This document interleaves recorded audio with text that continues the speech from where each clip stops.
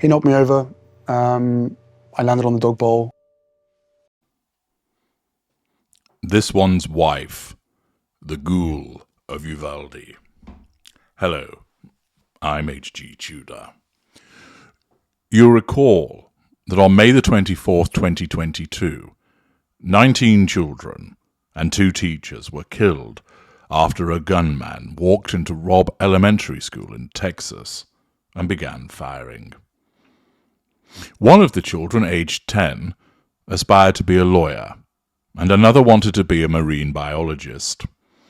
A third pupil had been saving up money to go to Disney World, but they never got to go on that particular trip.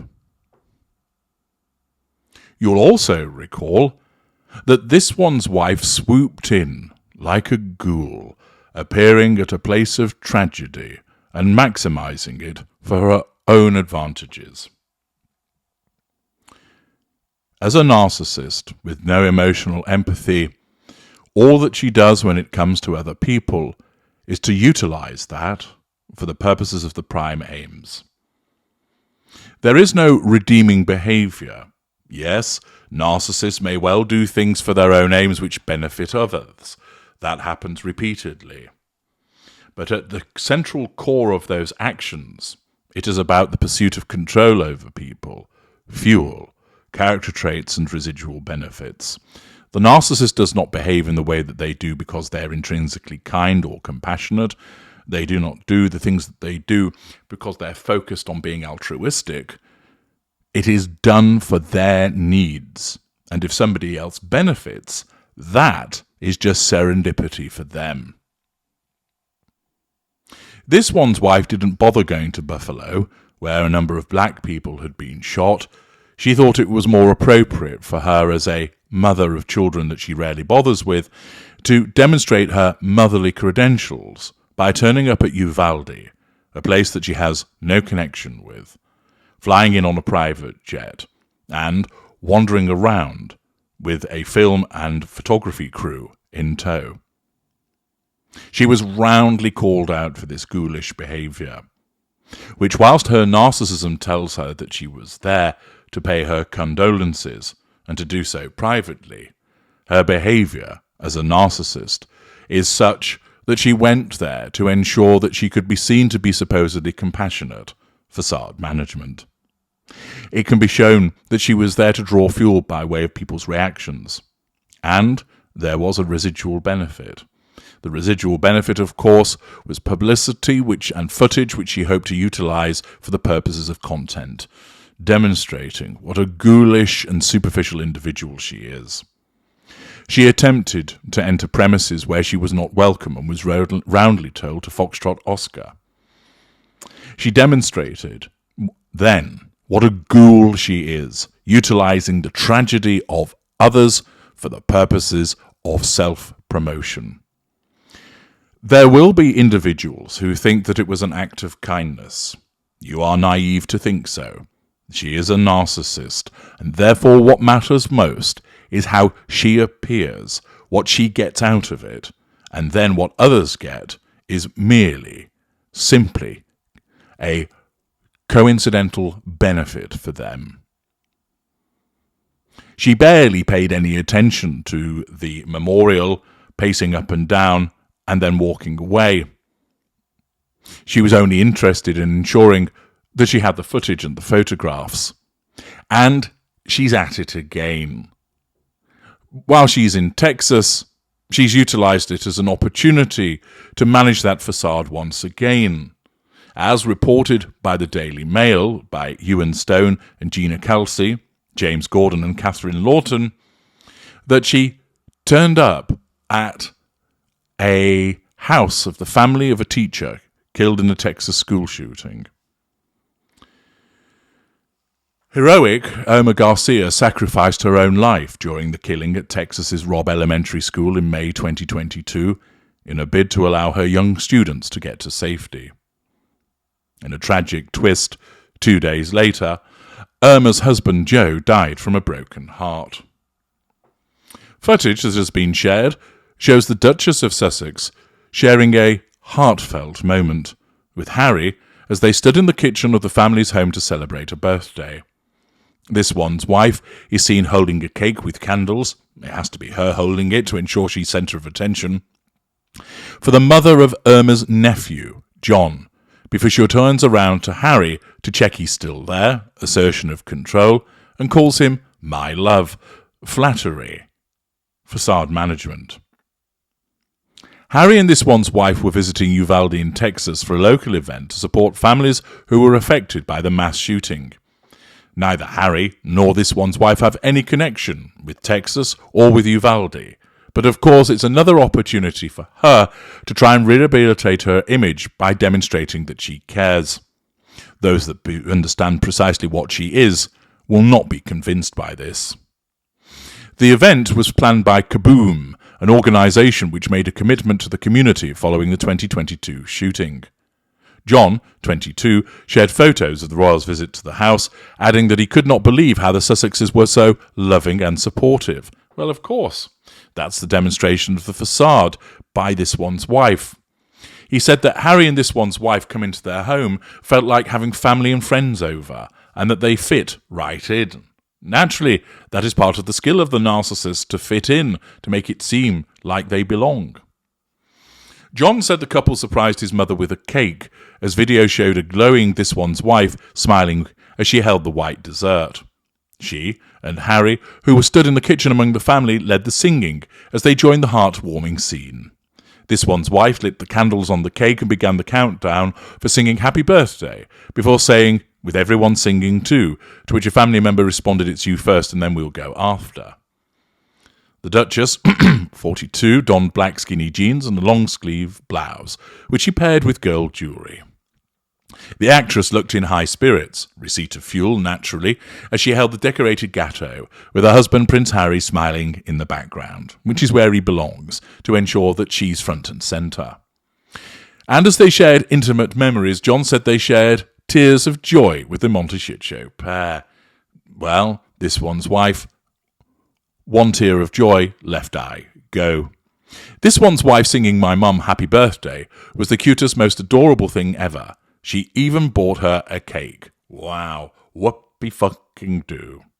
Speaking to hello, John added it truly meant the world that Harry and this one's wife showed up to visit the family. There were lots of tears of joy and heartfelt moments. They were the kindest, most humble people ever. It was like having family and friends over, having an amazing time together. John explained that the pair had kept in touch with the Garcia family regularly since the senseless shooting. They keep in touch every other month, sometimes a little longer, but with their busy lives, them visiting truly felt more special, he said. Thus, this one's wife and Harry turn up at a family that she has kept in touch with, or more likely, her staff have kept in touch with, and it's all part, again, of the facade management. A clearly staged event. After all, the nephew is actually a Sussex supporter, and I'm going to be talking about more on that separately in a different video. The duo have no connection with Texas. Now, of course, that doesn't prohibit somebody from expressing their concerns and their support just because they don't have a connection to somewhere. But the point is, why does she select this? As I mentioned, she didn't bother with Buffalo. She chose this because at the time, it provided her with a photo opportunity. It provided her with a high-profile event. Naturally, the death of children is particularly tragic and allowed her to swoop in as the ghoul that she is to hoover up all of that fuel. She's hijacked somebody else's birthday, making it all about her. You only have to look at the footage to see that's the case, but I'll be talking about that more in a separate video. Harry is there in his background role, very much a bit part. He is the reason she's known, yet once again he's relegated to standing in the background as she elbows her way in front of everybody else. She's the one holding the cake. Naturally, it has to be her because she's the most important person attending. Interesting, you see that from the pictures, they're all focused on this one's wife, not of the person whose birthday it is, but on this one's wife, demonstrating that it's all about her. They just happen to have a cake and flowers. than just happened to drop in. It was clearly all organised. But the most telling aspect of all of this is the fact that it's publicised. If this was meaningful, if it was genuine, this could be done in private. An off-the-record personal visit, which, if members of the family chose to publicise it, that's a matter for them. But it's quite clear that this one's wife has orchestrated this to ensure that it's shared on social media because there is a Sussex supporter within the family. Acts such as this ought to be undertaken privately, quietly, behind the scenes. Because a narcissist is involved, the necessity is of ensuring that the world knows about it. I've mentioned it before, but I'll mention it again. George Michael, the very famous pop star, an empathic man. He undertook a lot for charity, and people only knew about it after he died. He never publicised it. He never spoke about it. He never utilised pictures to be put in the press about it. Indeed, on one occasion he was helping out at a soup kitchen, and another member of the famous brigade, Richard Osman, a celebrity, was there also, and George Michael said to him, "Please don't tell anybody that I do this. I enjoy doing it. I don't want people knowing about it." Richard Osman agreed with his request, but it showed that's being humble. This one's wife has not a humble bone in her body, turning up with her smug grin, posing for photographs, although, as you'll see, I'm not sure if the two girls in the background got the measure of her. One seems to be putting a hand to their head as if to say, "Fuck me, here she is again hogging the limelight," and the other girl seems to be flicking the V's. Perhaps she knows full well what this one's wife is. Nevertheless, the fact that this has to be publicised demonstrates her narcissism in action and shows just how it isn't a genuine act, that is simply designed to make her look good. Naturally, she doesn't learn from this. She doesn't learn from the criticism that she experienced the first time around when so many people identified her as being like a ghoul, swooping in to take advantage of the death of children. She rejects that because her narcissism tells her to do so. She doesn't accept that she takes advantage because her narcissism doesn't allow her to see that that's what she's doing. But remember, we know that she is a narcissist, so even when she does something which looks on the face of it to be kind and caring, we know, because she is a narcissist, that it's only done for the prime aims. That's how it works. That's also demonstrated by the fact that she doesn't help out or support in relation to other massacres that might have happened, and that she has to ensure that this is publicised. I think that fact in itself just demonstrates how shallow and superficial she is, and that it is all about her image. Going below the line, there are 5,200 comments in the Daily Mail. Let's find out if people are taken in by this appearance, which is described in fairly neutral and favourable terms by Daily Mail. Cal Hantz writes, "This was an event that absolutely did not require a video crew or photographers. Their presence completely devalued any honest intent in what many will rightly perceive as a Markle PR team manufactured opportunity." Sydney Sider responds, "Exactly what I felt. It reeks of PR and insincerity." Hantz girl, "Why? They have no ties to Uvalde. This is just a cynical charm offensive, and it is offensive for them to exploit tragedy to try to enhance their reputations."